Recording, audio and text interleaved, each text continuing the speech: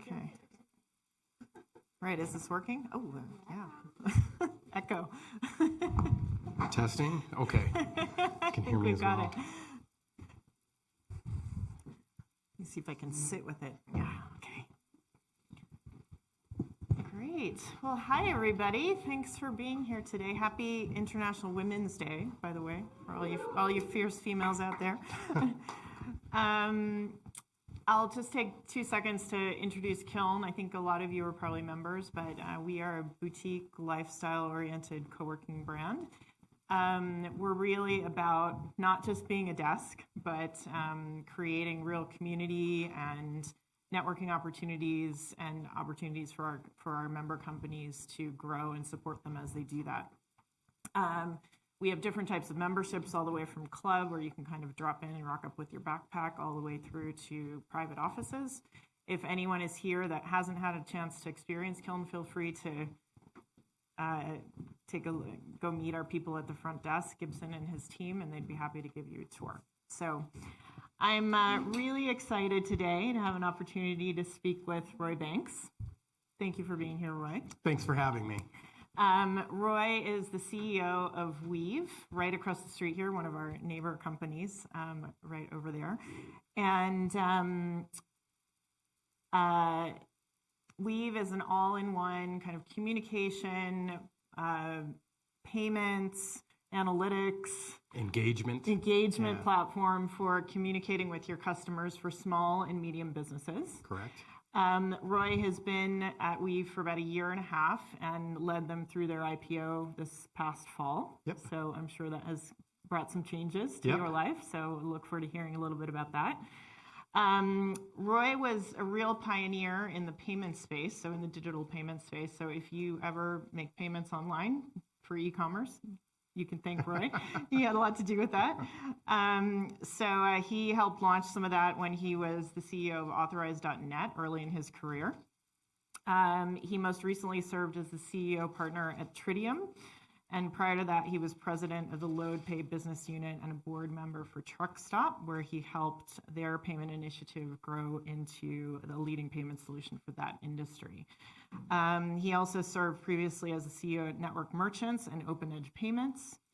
And early in his career, served in the U.S. Navy, and he holds a bachelor's in business from Utah Valley University. So you've spent a lot of your career in Utah. That's right? Almost all of it. Great. Yeah. Excellent. So, Roy, I'd love to start with just talking a little bit about your journey. So you joined the tech industry from a little bit of a less traditional path, from the Navy and then getting your degree through the GI Bill. Yeah. And would love to hear about what brought you to tech and what that journey has looked like and culminated in coming to Weave. You bet. As strange as this may sound, I'm just going to answer the question after I make a statement. Absolutely. I am profoundly impacted by what's happening in the Ukraine. Having served in the United States Navy and having donned a uniform and taken an oath to defend the freedoms and liberties that we have as a country, I think sometimes that doesn't resonate or ring home with us until we see nations that are under oppression, like our friends in the Ukraine are under oppression. And it just, I'm inspired by the Ukrainians and their desire for peace and to be a sovereign nation. And it just reminds me about how blessed we are to live here in the United States of America. And we have, men and women and people of all walks and types that are willing to stand up and defend our nations and our freedom. So I just wanted to say that because it means a lot to me. I've had an incredible journey. I feel like the things that I've been able to achieve in my career are less about me and more about what other people have done for me. When I was I joined the United States Navy because I was trying to put myself through college. I was married. We had a child that was sick, and I couldn't afford to work and go to school at the same time and nurture a family. So I joined the service, and with the idea that I would be able to provide a means to support my family, serve my nation, or my country, and then also earn the GI Bill. For $100 a month for 12 months, you earned at the end of your enlistment the opportunity to have your college paid for. And I thought, wow, that's awesome. So I did that. And what I chose to do in the United States Navy was I wanted to be a software engineer. So I got my training as a software engineer, moved to Utah immediately after I got out at my enlistment with the Navy was completed, and joined some old, I'm 55, so I joined some old dinosaur companies called WordPerfect and Novell back in the day, where I worked in research and development and the international group, and that's how I got my start in the tech space. But I owe it to the Navy. It was a wonderful opportunity for me to get the education and even the experience that made me a valuable employee to a software company. So deeply indebted to and have much gratitude for the military and what it did for me. Great. And talk a little bit about your decision to come to Weave and why. Yeah. So honestly, this has been really hard for me because I have lived most of my career in Utah in anonymity. Most people don't know who I am, and I've been here since 1992. This is the 5th time I've been the CEO of a company. I've had 4 other companies that I've literally acquired and brought to Utah. Visa is here because Visa ended up buying one of my companies. Global Payments is here because Global Payments bought one of my companies. I think I'm responsible for probably about $3 billion worth of shareholder value that's been created from companies I brought to Utah, and thousands of jobs. And so I really proud of that work history, but never really sought opportunities to get on a stage like this and talk about who I am, what I've done, and didn't understand how important it was for me to do that. I was literally retired when I was contacted by Weave, one of the investors by Weave, who asked if I would be interested in competing for the job of CEO at Weave. So I retired literally when I was 50 years old, and I was retired for just a little over 3 years when I received that phone call.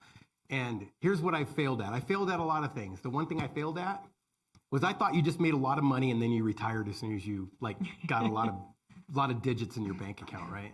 You don't? And yeah, no. You got to have a plan, and I didn't have a plan. I woke up every day, worked out for 2 or 3 hours, took a mid-morning nap, ate lunch, took an after-lunch nap, and then Netflixed and I don't know, did yard work. I did that, and I was incredibly bored, and I just found out that it was really important for me to be engaged in something industrious and meaningful.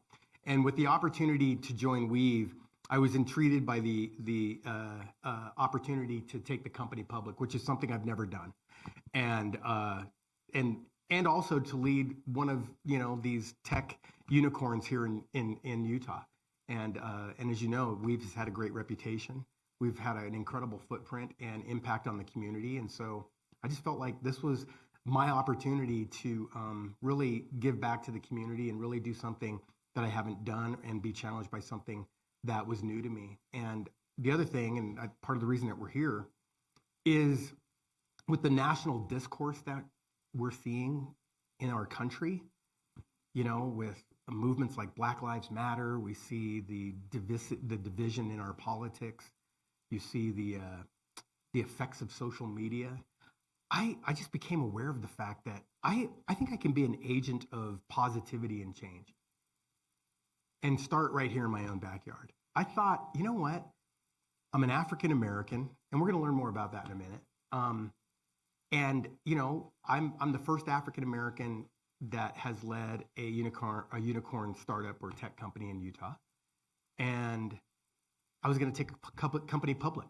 So I looked at what can I do to really help change the narrative and really bring what I think is a lot more parity and transformation in the dialogue and discourse that we're having as a country, and doing that starting at Weave. And so Weave's given me some incredible platforms and opportunities, and I'm here talking to you guys. I mean, would never have thought I would be doing that, and this means a lot to me. It really does. I mean, look, you guys came because obviously you got a free meal. That always helps, but honestly, you know what? It's you guys are taking an interest in me, and I want to share what I think is inspiring and motivating with you. So I hope you can pay it forward to the people that you influence. So that's why I came to Weave. Amazing. Love it. So you have been through multiple exits and acquisitions before, but this was the first time you took a company public. So let's talk a little bit about that before we get into some of the other topics. Yeah, so you bet. What was that like, first of all? And also, going public kind of changes some of, how you have to lead a business, right? Yeah. Instead of just thinking about your customers and your team and your investors, you're also thinking about a market and the analysts and how they're gonna interpret your results, et cetera, which sometimes leads to some interesting trade-offs between short and long-term thinking. So curious how that's been for you and how that's changed your work at Weave in the past months. Yeah. So with any company or anyone who starts a company, if you have a lifestyle business and it's just a business that you're just going to milk to survive and earn a great living for your family, that's fine. But there's also this other side of capitalism, and it's this idea that you're building an entity of value that you hopefully one day will be able to monetize for financial gain, right? And when you build a company, you have a couple of options to exit. You can sell to a strategic company, and they buy your company and they swallow it up like Google and Oracle and all the big companies do, or you can sell to a financial sponsor, like a private equity firm. And I've done those two things. The other one is to take a company public. And there's probably beyond the scope of this discussion, there's all these different trade-offs and advantages and benefits and disadvantages and challenges with doing those. But we decided that the best path for our shareholders was to take Weave public through an IPO, an initial public offering. And we commenced that process back in the spring of last year. And we decided to choose the New York Stock Exchange. It could have been the NASDAQ or the New York Stock Exchange. It doesn't matter. They actually compete for your listing, by the way. It's a pretty interesting process. I didn't realize that. There's some costs associated with listing on either one of the exchanges. But at the end of the day, it's about parity in terms of, your stock isn't going to trade better on one exchange versus the other. A lot of people think the NASDAQ used to have the reputation that it was more of a tech-friendly exchange. Well, we decided to list with the NASDAQ or the New York Stock Exchange. And I can tell you, it was the most fascinating and memorable experience of my career. Above anything else I've ever done, it was incredible. We listed with the New York Stock Exchange. I'm a veteran. We actually went out on November 11th, which happens to be Veterans Day. And it was also my 35th wedding anniversary as well. We just happened to be married on that.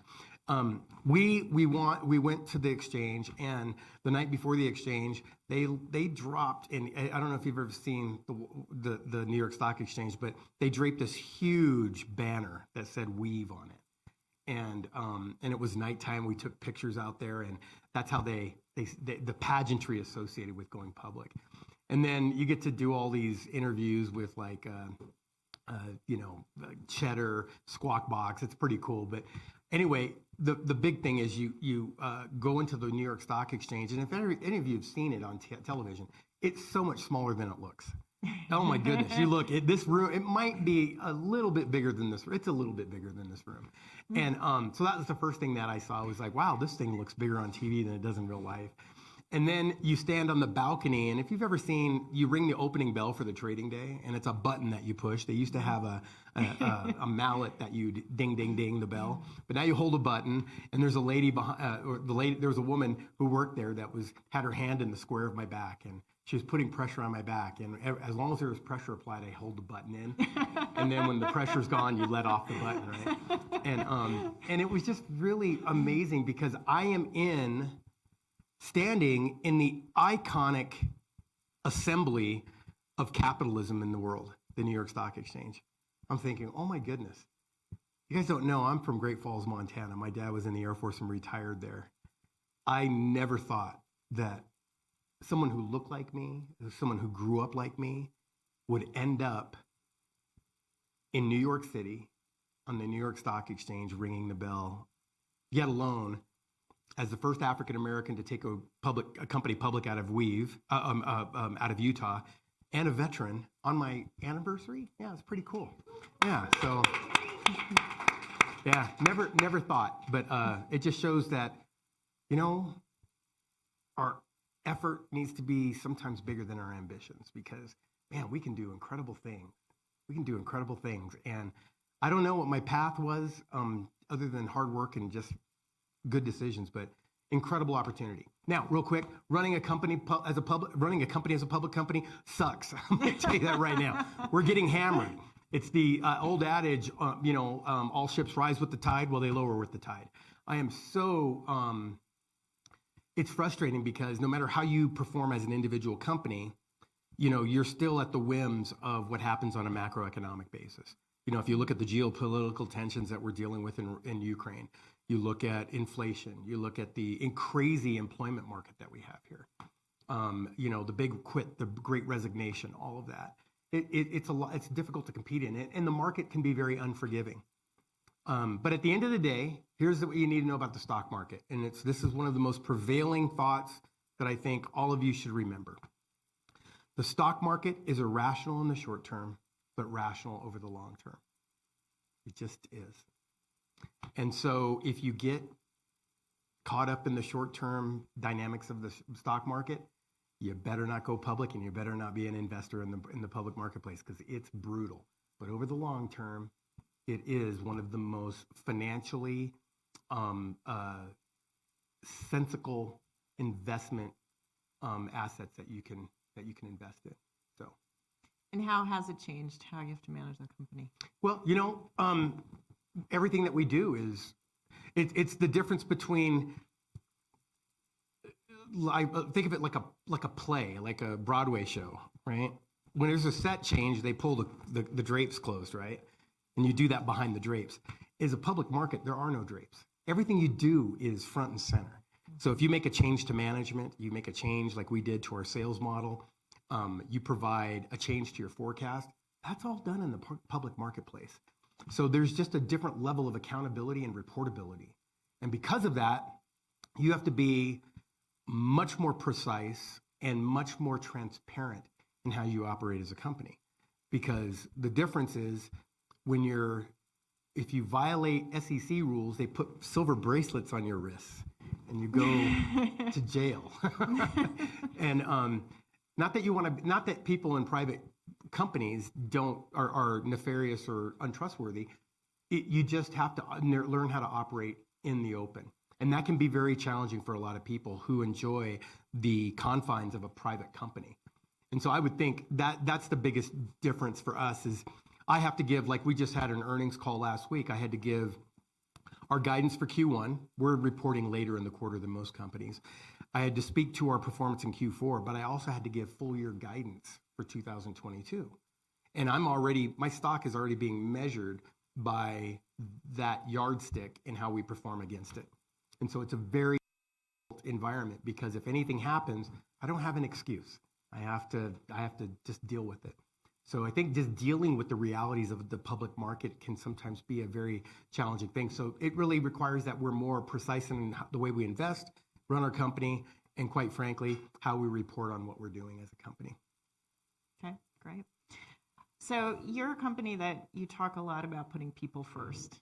And I would presume that means putting your teams internally first, but also you're working with an enormous amount of small businesses where you really need to deeply understand what they do. And all of those businesses have been through a really rough period now during the pandemic.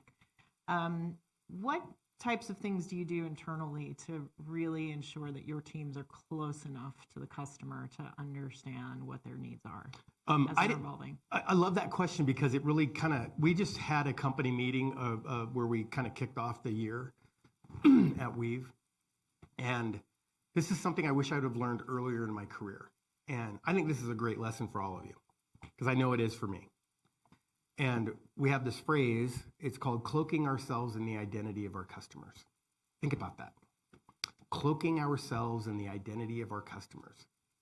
And what we mean by that is, in order to serve a customer, regardless of size, you have to be able to empathize with them. You have to understand what they're experiencing, right? And the only way that you're going to do that is you can study it or you can empathize with it, right? You have to literally step into their shoes and see if it's challenges, if it's problems that you're solving, if it's solutioning, if it's just making their lives better. It's understanding your customer through empathy. And so this is a little self-indicting. I walked into our office at Weave 6-8 weeks ago, and I just stood in the doorway, and I said this to myself: can you tell what I do for what we do as a company for our customers by just observing what you see standing in the front doors? And the answer was no. You know what we look like? We look like a tech company. You know, we've got moss walls. We've got this, this cool vibe, very techie, open ceilings. But you wouldn't be able to, you know what you'd think? You'd think, oh, these guys are a tech company of some sort, but I don't know who they serve, and I don't know what they do. Think about that. So when you walk into an organization that just based on the physical appearance, you're unable to determine what they do, you've got a problem. You've got a problem. So what we're doing, we're going to show our customers on our walls. We're going to have testimonials. We're going to have pictures of our true customers. We're going to, you know what I did? I wore a pair of scrubs because we service the healthcare industry. I did my company meeting and my entire leadership team wore scrubs. Sounds silly, but you know what? It's meaningful. And so I think that's what we do, is really better understanding how we can empathize and really step into the shoes of our customers. That to me is how companies build and grow to serve the constituencies that they serve. And that's something that we're doing at Weave right now. We've been successful, but I don't think it was enough. We really needed to identify with our customers and literally cloak ourselves in what they do every day. So I like that. And so we'll see how that works out for us. But I'm fairly optimistic it's going to be pretty cool. And it's going to be it's going to produce a lot of results. I want to give one other example of what Roy did during this time period. I remember earlier in February reading, he had posted on LinkedIn and he said, I'm committing in the month of February to post every single day with a moment of customer empathy. And I'm doing this because generally I find an excuse not to post because I'm too busy. I'm CEO. Yeah. But he said, I'm going to force myself to do this because this is what my customers have to do. They have to run their marketing. They have to schedule their customers. They have to see their customers. They have to do their accounting. They have to make it work. So I need to make it work. Yeah. I love that. I loved it. You know, I'm not a big social media guy. There's social media, like anything, can be used for good or for bad. But to understand what our customers do, that's the lifeblood of their business now. I mean, we can't escape the fact that social media plays an important part of their existence. I wanted to address another part of your question, though, and that was people first. One of the first ways I was introduced to Weave was People Not Employees, the billboard that you guys probably all saw on I-15 at some point in time if you've driven up and down this corridor. I don't know that the term employees is offensive. I don't believe that at all. But I do believe that employees are people. And if we can remember, an employee is almost like a fungible resource, right? It's like somebody quits, you just hire somebody else, right? You get somebody else to backfill. When you take a more measured approach to identifying the people that labor in your business as people, it means that you do things far more than just employ them and pay them a wage. What you do is you provide them with an environment that makes them comfortable. You provide them benefits that allow them to succeed and to take care of their families. You provide them with career growth, professional opportunities, and you know what? You provide them with the ability to tap into the things that they crave around creativity, productivity, and contribution. And that's what Weave does really, really well. It does it better than companies that I thought I did a really good job running. And people first and putting people first is really important. And that is not just a tagline. I will tell you, that is a way of life at Weave. It is. And challenge you, any one of you, to talk to somebody that has worked at Weave. And if they told you something different, I would be surprised. We do. We work to make our the work-life balance meaningful, and we embrace. And the last thing on this topic, or it doesn't have to be the last thing, but one more comment is, I have never seen the diversity that we have at Weave at any other company in Utah. We have LGBTQ. We have and it's because the other thing that we do, in order to serve your customers, you have to look like your customers. You know, you have to look like your customers. And seeing the faces of the people at Weave reminds us that that's what our customers look like, and that's who they serve. And so we do a lot around diversity, equity, and inclusion. And a lot of people confuse it. It's not just because I'm an African-American CEO. It's because I believe that this is the way that all companies should be run and should be staffed. We should be seeking for the value and the benefits of diversity, equity, and inclusion. Not to the exclusion of any other group, by the way, right? Because that pendulum can swing the other way. And so it's this harmonic balance that we're trying to keep. But that's what I love about Weave. I could talk more about those attributes of Weave than what we do as a service and a solution. Really, I could. I love what you said, and I'm a huge believer in you have to look like your customer. So I'd love to hear a little bit more about how Weave has achieved that, because lots of people will say it's harder in Utah, but I think you also just work harder at it in Utah to get there. And I'm curious what you've done at Weave to be successful with that. Number one, the biggest recruiting resource that any company has is the people that work for it, right? You can hire a staff of recruiters. You can work externally with a bunch of recruiters. But if you hire the kind of people that you're looking to staff and to create diversity, diversity will take care of itself. And so when you look at our company, it is because of the way that our people or our employees reach out and tell others about our business. And so our ability to bring new people and to maintain diversity and the levels of diversity that we enjoy is profoundly the result of the people that work for us and how they feel about Weave. And so we have a bunch of Slack groups. We have a bunch of programs around women in tech, Latinos, African Americans, Blacks, whatever you want to say. We do a lot to really cultivate and nurture those groups, because we believe that diversity. I was in New York. I want to read this to you. Oh, I don't have my phone. If I can get this. There's a quote. Me and my wife were in New York in December, and we were at a park, and there's a quote from John F. Kennedy, and it said something to this effect. I'm not going to get it perfectly. It says, "Immigrants everywhere have made this country great. Immigrants everywhere, from everywhere, have made this country great," I think is what it says. And I took a picture of it because I was so profoundly touched by it.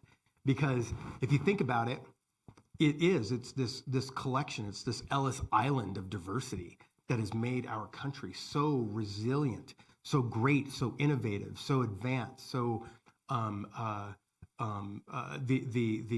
iconic example of what this melting pot can be in terms of strength and unity. And I love that. And so anyway, I think that whether we're immigrants, whether we look different because of race, religion, gender orientation, how you want to be, what's your pronoun, man, it's a beautiful hodgepodge and cornucopia of just diversity that I love. And we are the benefactors of it at Weave. We see it firsthand. Let me just tell you this. I was standing in the foyer. Every day I do about 30 minutes of duty, is what I call it, in the foyer of our receptionist, in the foyer of our company. And I just love to meet all the people that work for me, because I have close to 900 employees, so I don't get to see everybody every day. And then we're constantly hiring new people. Anyway, there was an individual walking into the building, and I wanted to say hi, and I could see this individual, what looked like a woman, and she came up, and I introduced myself, and her name was, well, I won't tell her her name. She had an androgynous name, let me put it that way. And I was just meeting with her, and I was just intrigued by this person. And somehow, because my mind is programmed, because what I see and then what I say are connected through like these neural pathways, I referred to her as she. And every time I said she'd go they. And it was like right after I'd say they.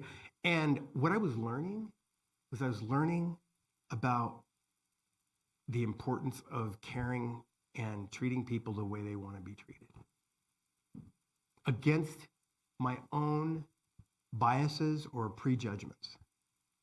And that was a valuable lesson for me because, like I said, I'm 55. I'm a little older than probably most of you in here. And so you get set in your certain ways. And I really appreciated the fact that me and they had a long conversation. See what I'm doing? We had this long conversation on this topic. And what we talked about just a few moments ago about empathy, I now have greater empathy because of the way they want to be identified in this world and how important that was for them. And who am I to deny them to deny that opportunity, So anyway. That's great. So it sounds like you already have a fairly diverse workforce. You feel good about that. You have various types of groups and support systems within the company that help, provide support for those different groups as they go, which presumably helps with retention and all of that. What advice would you give? Because most of our members here at Kiln would be younger companies. What advice would you give a younger company about how to really start integrating the idea of diversity and inclusion in your company culture? Yeah,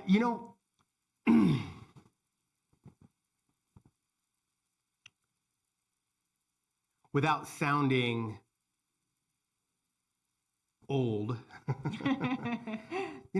what's beautiful about like the younger generation, you guys aren't as fixated on race or division as us older generations are. You just aren't. I believe there's a greater sense of fairness and equity and appreciation for diversity now than there ever has been since I've been alive.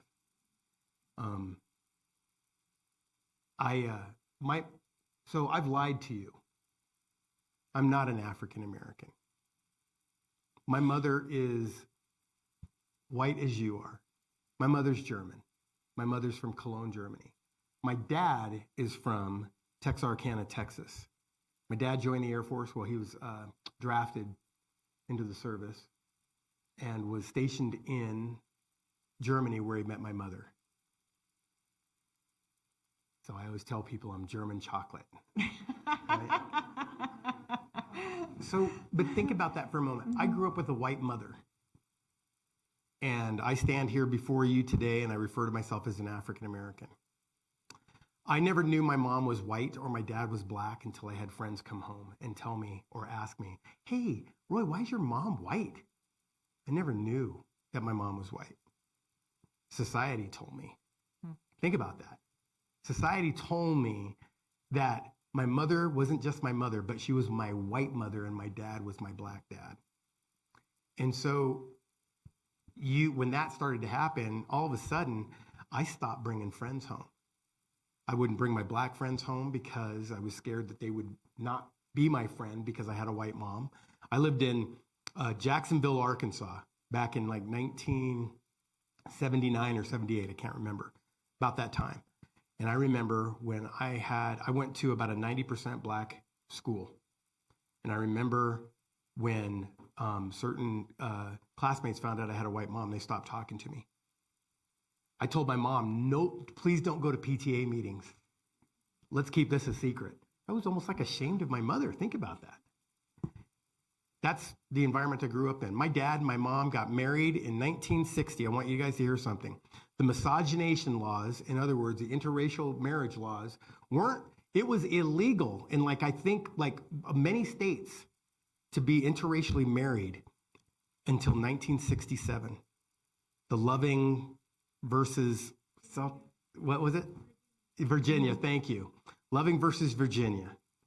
That's when interracial marriage or miscegenation laws were done away with. My mom and dad, whenever they traveled in the South, my mom would hide underneath of a blanket in the back of the car going to my dad's parents' house because they didn't want to be lynched. I'm serious. That, and again, I don't want to act like I'm a civil rights evangelist here because I was a young child during that era. But my advice to you is that this generation is so much more accepting. And I think you are now facing not racial challenges, but gender challenges, orientation challenges. And I would ask you to do this.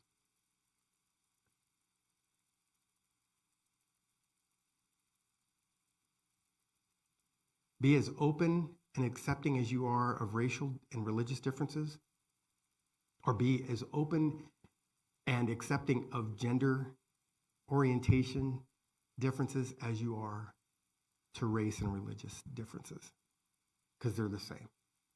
I promise you. And I'm not going to sit here and tell you that, we have another civil rights movement per se, but it feels like it. And I would go out of your way to seek for those that are qualified, but also who are diverse. And look, I don't know where you are politically, and I'm not going to divulge where I am politically, but I can tell you that with the nomination of the new Supreme Court Justice, Mrs. Jackson or Judge Jackson, President Biden echoes what I'm saying in that the reason that it's important that we have a woman of color on the bench is the same reason I talked about. As companies, we need to look like the customers that we serve. We need to judge. We need our judges to look like the people that we judge. And that's important. But again, I want to be mindful. Let's not swing the pendulum so far over that we undo what we're trying to strike in terms of balance. Anyway, long answer, but I've been looking forward to this for a long time. I have. I don't get to talk about this to a group of people very often. Anyway. Roy, what do you think? Today is International Women's Day, which always makes me reflect on some of the things that may be happening in the country and have been happening from a policy perspective also to help in this case, women specifically advance in terms of reaching senior roles in companies, sitting on public boards, et cetera. So there's been some policy decisions that relate to that. What, in your view, is the role of policy in helping to move the needle on some of these things, like getting women onto public boards? At what point is it necessary? At what point is it too much? And would some of that happen naturally anyway? I'm just curious what your thoughts are. I don't think it's going to happen naturally. I just don't. I think that there has to be policy-driven initiatives that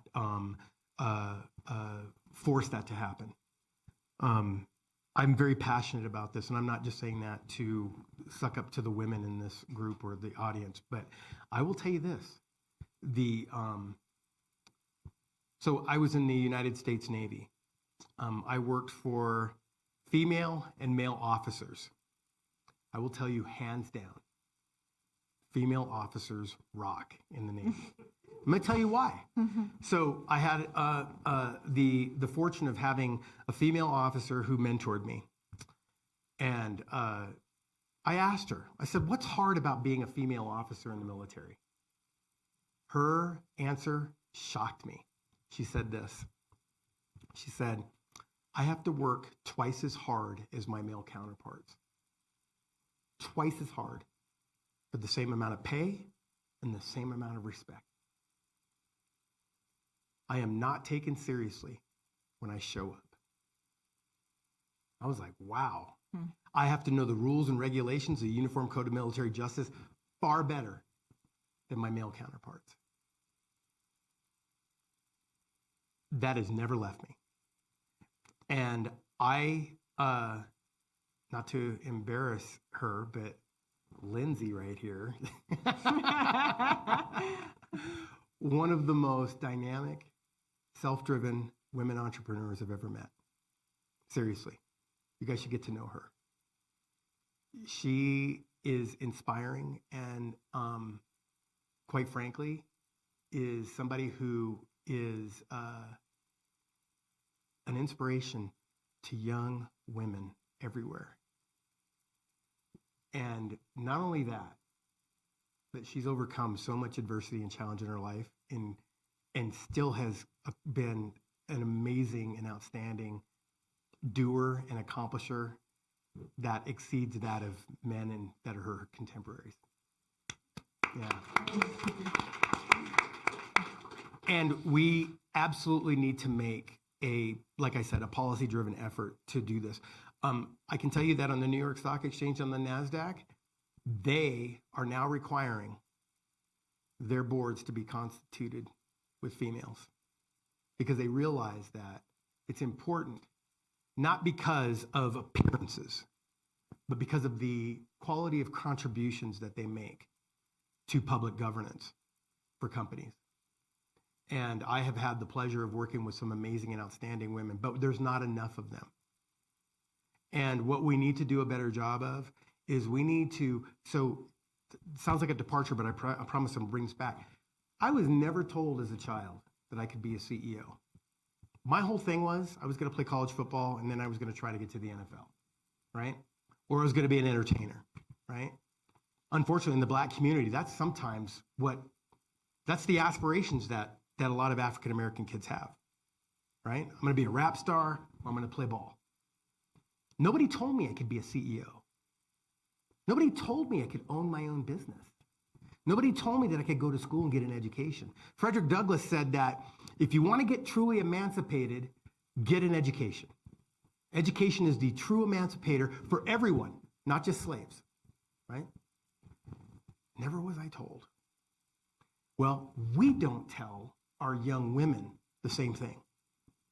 We need to be more energetic and expose young women to the idea that they can be in the boardroom as well as in the C-suite. And that needs to happen. And so, yeah, and I think it starts with each one of us here.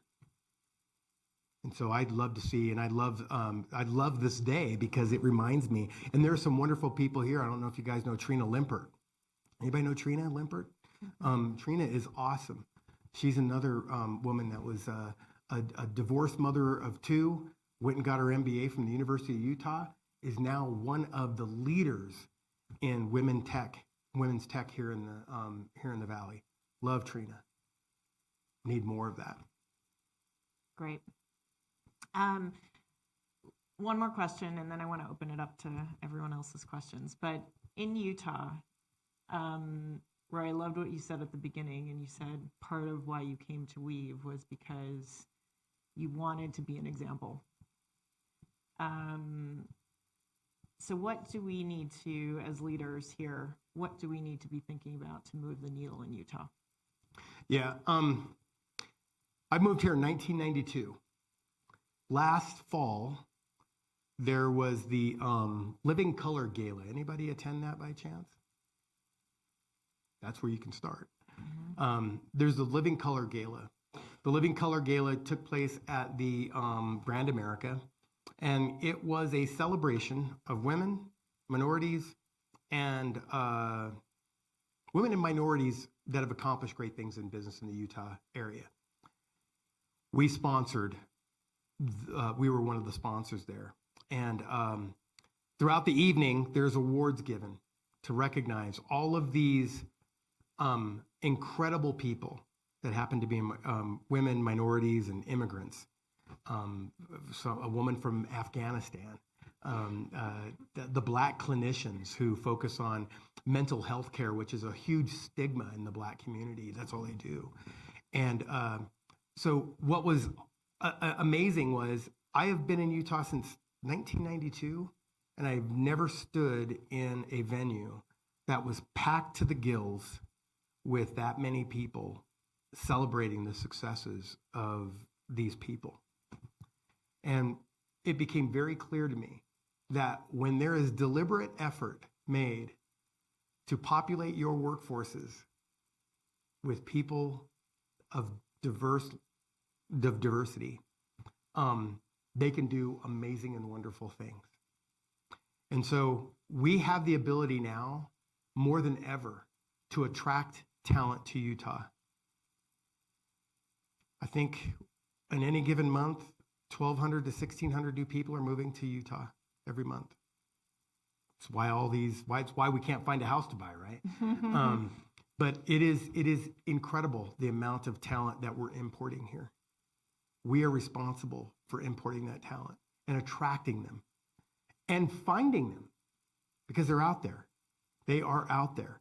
And so I remember, real quickly, when I worked at WordPerfect. I cannot remember the VP of HR's name, but we used to do sensitivity training there. And I remember asking the VP of HR, can I ask how many WordPerfect had about 5,000 employees. How many minorities do you have here?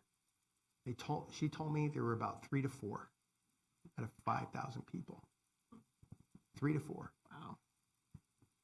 And then I'm thinking, oh man, you guys must be like racist, or like, what are you guys doing? Why? What? And you know what she told me? And I've never forgotten this. She goes, if you look at the number of applicants, we don't get applicants. I'm like, She goes, Roy, it's hard to recruit to Utah. At that time, most of the employees were here locally in Orem. Just don't get them to Utah. Guess what? People love Utah. I can live anywhere I want in the entire country, even as Weave CEO. If I decided I wanted to go live in Vermont, I just go. I love living here. It's a beautiful place to raise a family. It's a great economy. We have the best economy in the country, by the way. And we have a lot to offer. So we don't have the stigma that the stigma is not as strong as it used to be, and the resistance is not as firm as it used to be.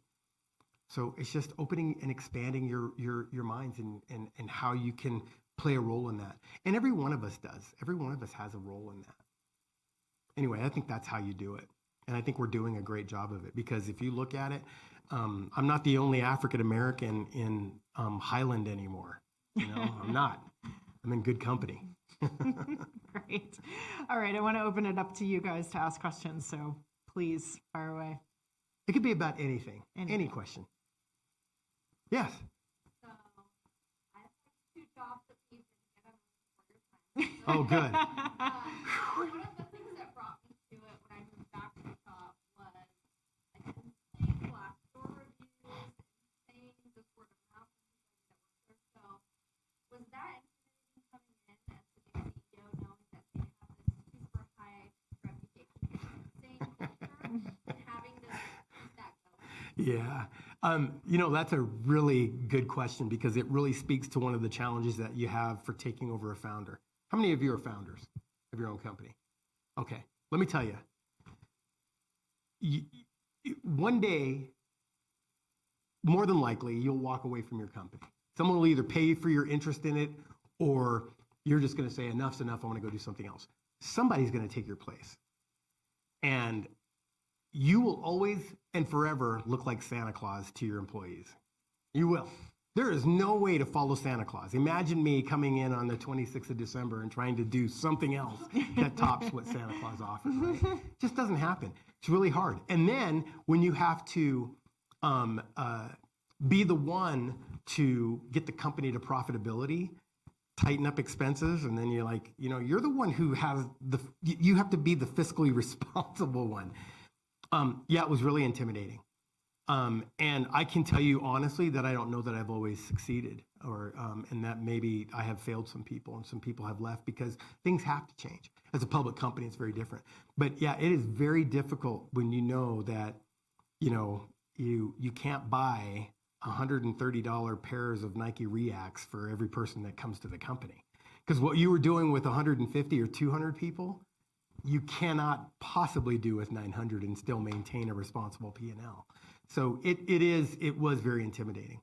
But it also showed me that that was going to make my job easier to an extent, because I don't have to, I just have to make sure that I'm giving people what they need and what they continue to receive, more than trying to rebuild that from scratch.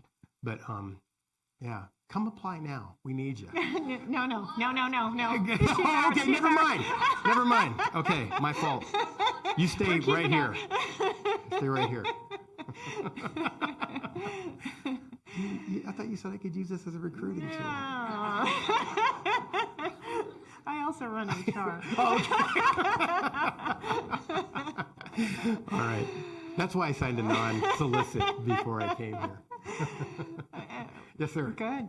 So one of the challenges I see in my career of private versus public versus PE are time horizons. Private companies Yeah. public, much less so. PE is sometimes who you have coming. Yeah. Like how do you keep a public company still focused on Yeah. It's a great question. So typically, I spent most of my career in private equity. So for private equity, it's typically a 5 to 7 year run, right? That's typically what their hold periods are. That's by the time that they've expunged their fund, they want to get a new fund. They usually want to exit out of their old fund, right?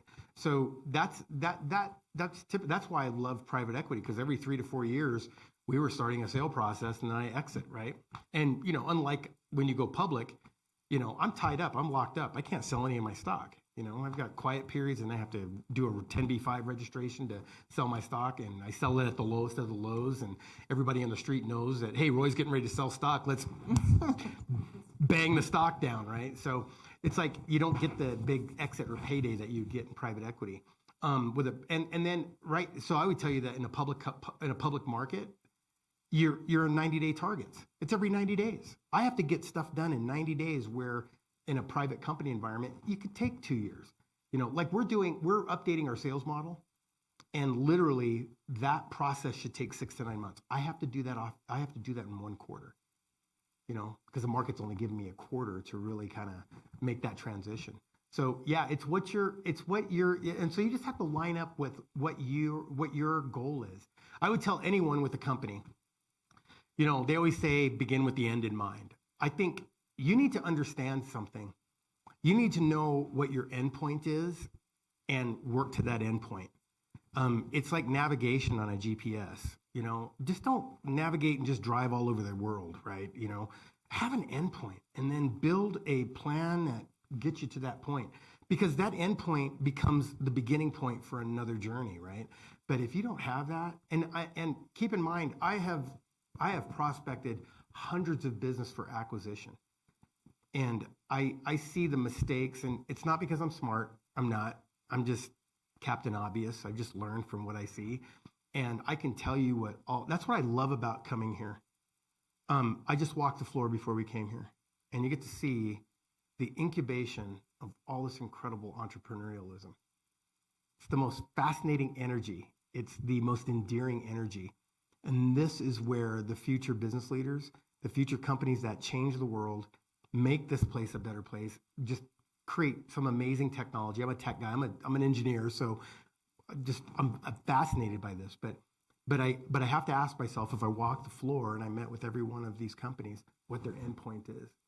And I would be able to tell you what their success rate, just by them being able to define where they're going to be in a certain amount of time. But that's the challenge. Do you do it in a private equity environment, a private company, or a public company? And It's not for everyone. And, no, and that's the other thing. Going public's not for everyone. No, being private is not for everyone. You have to figure that out. You really do. Any other questions? Yeah.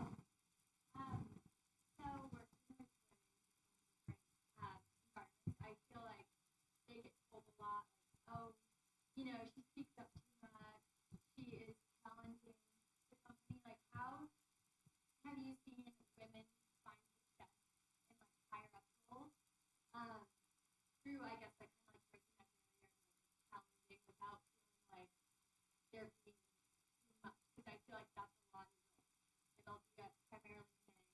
Like, if they're in higher up positions, and you just feel like you really can't like break through without feeling like you're a problem. So I'm wondering how you found you've seen like successful women in I guess you're talking. I will tell you that you shouldn't feel.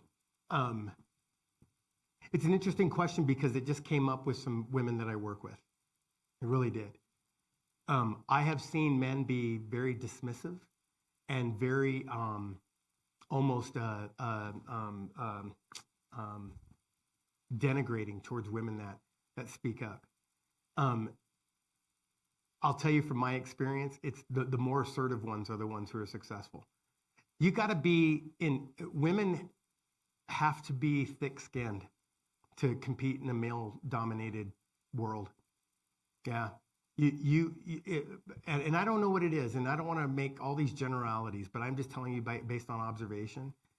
Boy, the more assertive you are, women, and I go back to my Navy days, the female officers, you could get away with stuff with a male officer all day long, not a female officer.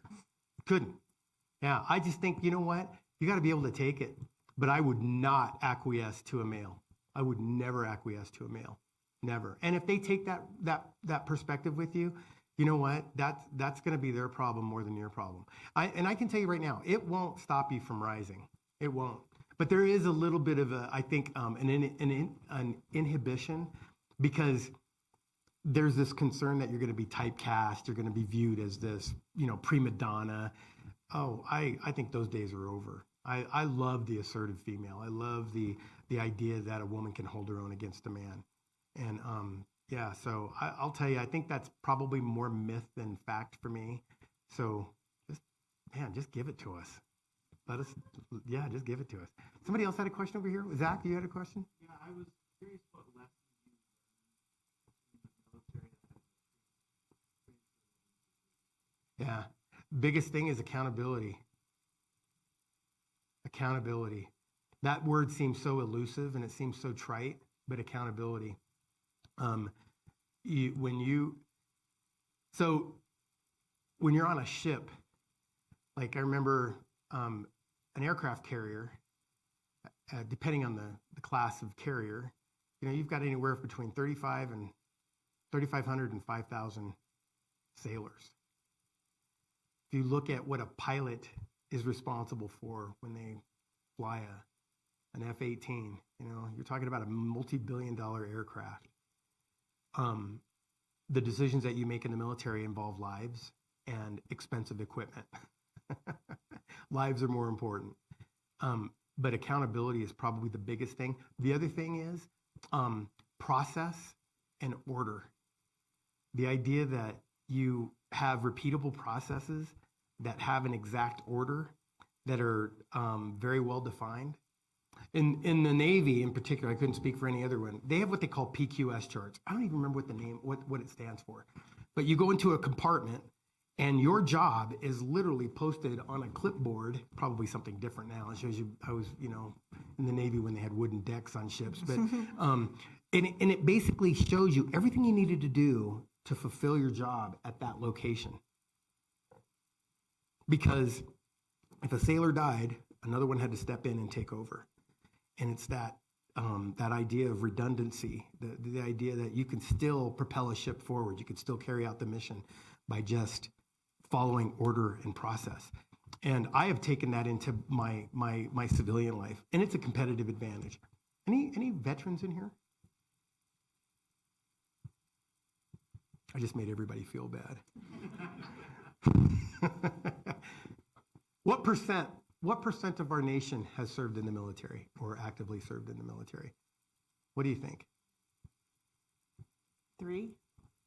3, it's 3%. Yeah, 3%. I don't know why Ted said that, but I thought somebody would raise their hand. Maybe I'm that 3%, but anyway. Any other questions? Yes, Lindsay. Now, how do you help like navigate these higher level employees? I'm dealing with that now. Dealing with it now. I can tell you that if it's higher level employees, I'll be very honest with you. I believe higher level employees bear more responsibility to resolve conflict between themselves. I really do. I have a higher expectation of higher level employees because they're generally more experienced. They've generally dealt with this type of stuff before. And but the truth is, they often don't. But I do have a higher expectation. The way that we're taught in leadership training is you deal with them individually and then you bring them together and serve as basically as an arbiter between the two. But at the end of the day, anybody that will tell you about conflict resolution, it has to be resolved between the two people that are involved. If they don't resolve it, you can't resolve it. Yeah, so very simple for me. And I know that sounds very trite, but it's very. I have a lot of patience, but the impatience really happens at top levels. For younger people or people that aren't as skilled or as don't have the time in the workforce, I'll take a lot more time to work with them. There is a book called. It's called by, oh my goodness, I can't believe I forgot the book. It is on vulnerability. And I like to encourage people to read this book. I can't remember. If you guys are interested, I'll research it. I forget what it's called, but it's about being vulnerable. And one of the tenets of the book is the most effective way of overcoming conflict is to be vulnerable with the person that you're conflicted with, showing them that, hey, look, I'm not defensive. There's that quote that says, "Would you rather be right or would you rather be married?" Right?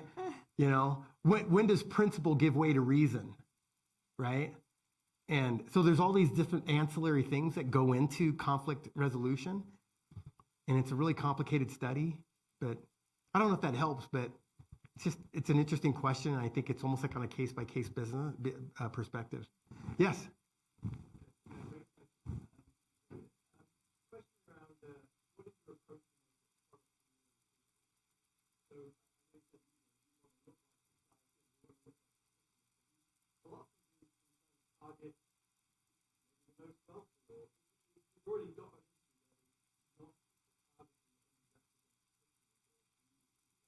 What is your approach?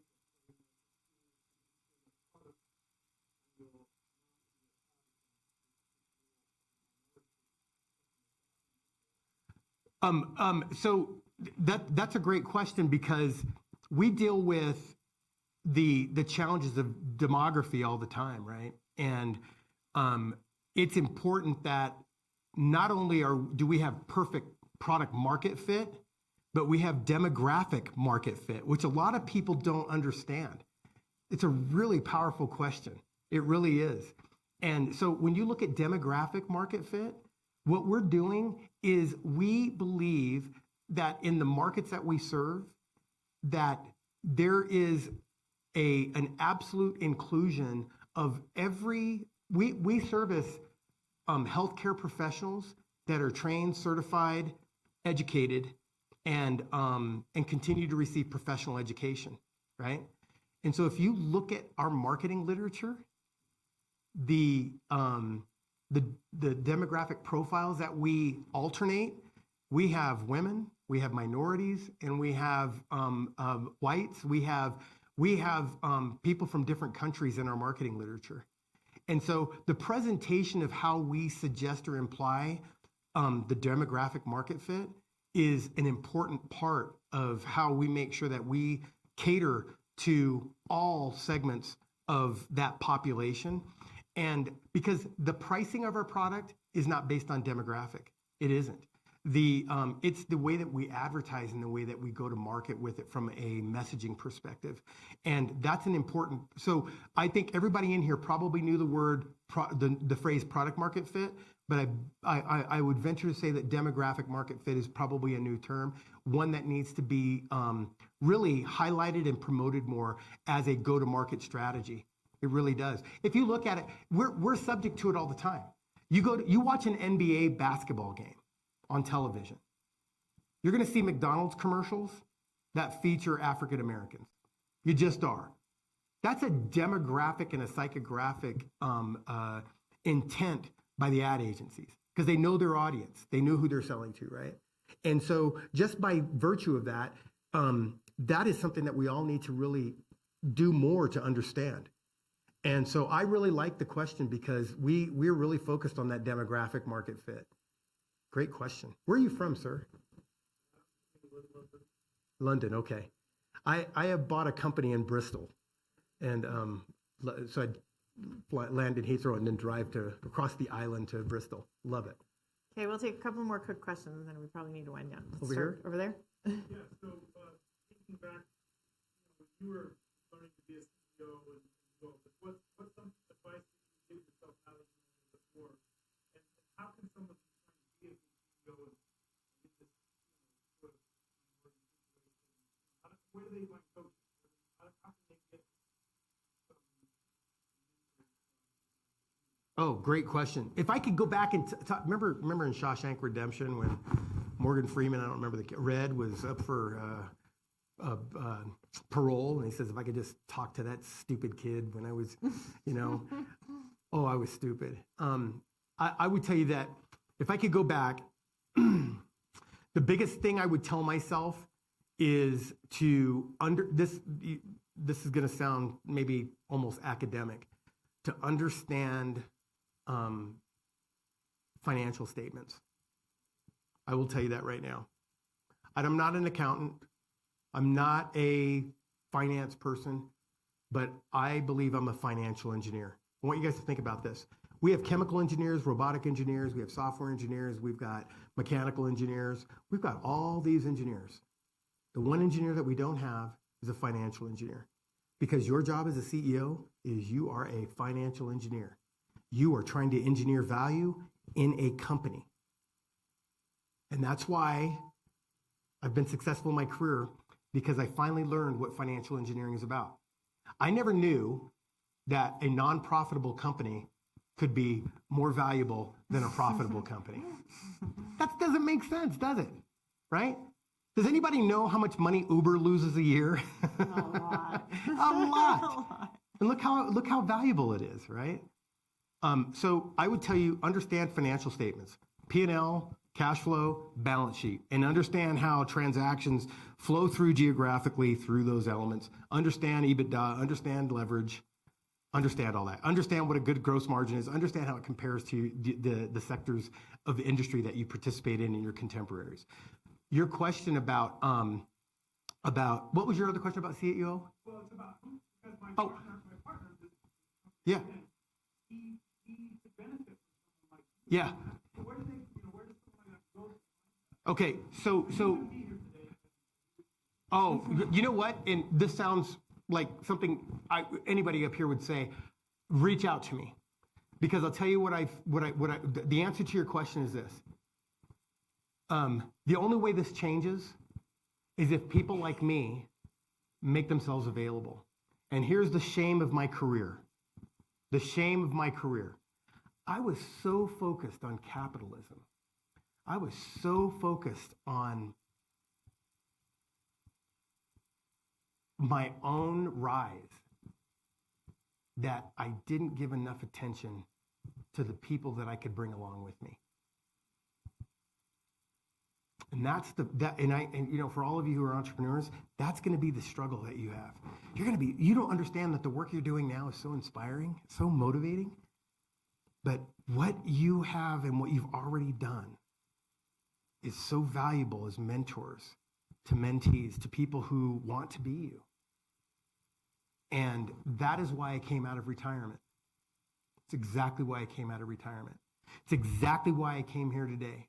This is not the first time I've done this in the year and a half I've been back at work. And what I'm finding is I'm really probably, honestly, my time at Weave will come to its natural course. I think I found the next stage of my life. And that is to be a mentor to those that perhaps are unaware of what they can be and don't have access to people like me. And I am the benefactor of people who took an interest in me. I had a board spend $150,000 on CEO coaching for me. I'm like, who does that? And what did they see in me that made me worthy of that investment? You know? But that's what we need to do. We need to look at how we can cultivate those seeds of the next generation of business leaders. And so thank you for that. That's probably a great way. And we had one more question over there, and then we'll have to wind down. Nice to meet you.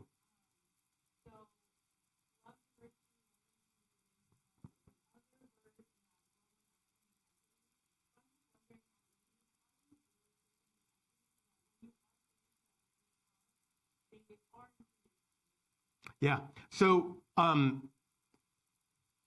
we have a leveling exercise that we do at Weave. Very proud to share this with you. Where we look at equity is an interesting term, right?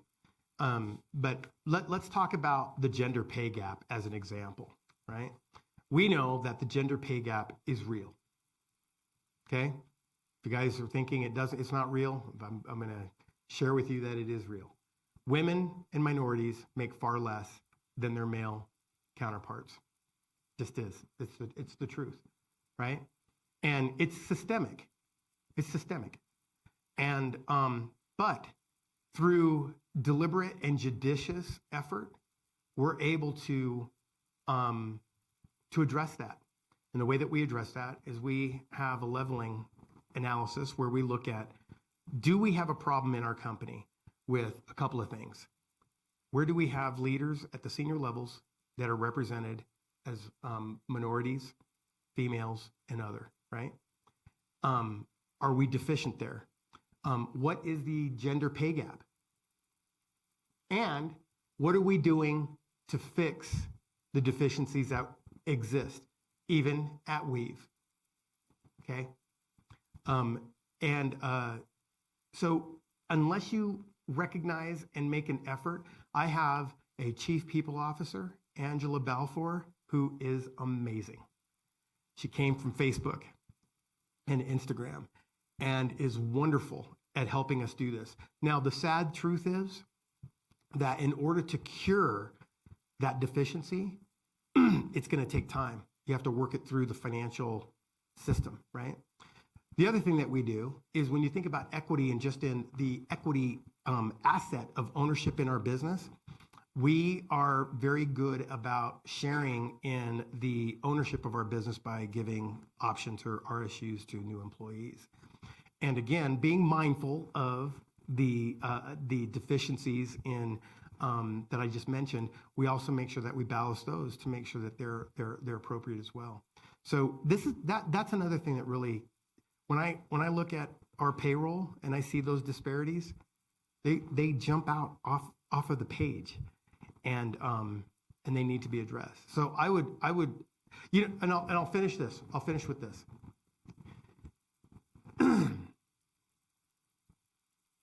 This is going to sound self-deprecating, but it's meant to be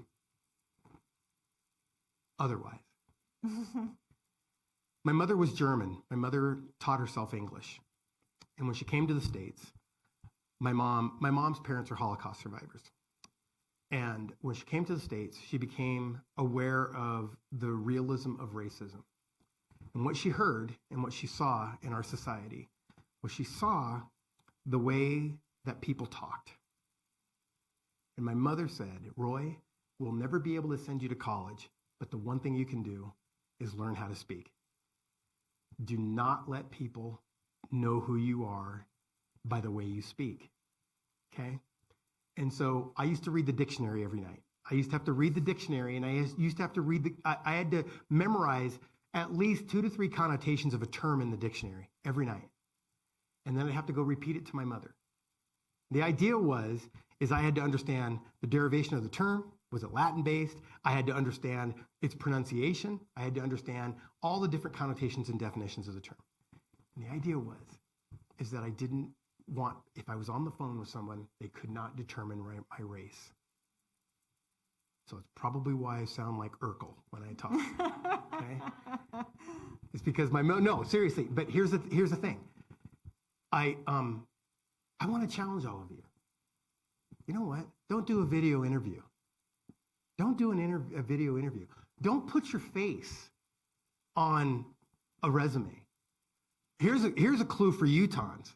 Okay? Not that it matters, but I am LDS. Don't put your middle initial in your on your resume. You know, don't do it. Have people evaluate you on the sheer merits of who you are. Not what you look like, not what you sound like, not what you believe. Show them that you're the best and most qualified person based on the merits of who you are, right? And I guarantee that if we could do blind hiring and never have to look at someone, we would be more diverse than you'd ever realize, because we are all naturally biased. And that's the fight and the struggle that we've got to make. But there's no way I'd do a virtual interview with anybody. Hey, man, I'll pick up the phone all day long. Anyway, sorry for taking so much time. Right, thank you so much. That was wonderful. You're welcome. We really appreciate thanks, all you your guys. insights. Appreciate you. Thanks. Thank you. Appreciate it. That was great. Did you guys all get something to eat? There's food in there. Don't go anywhere. I took a lot of notes. Oh, did you? I have no notes. Awesome.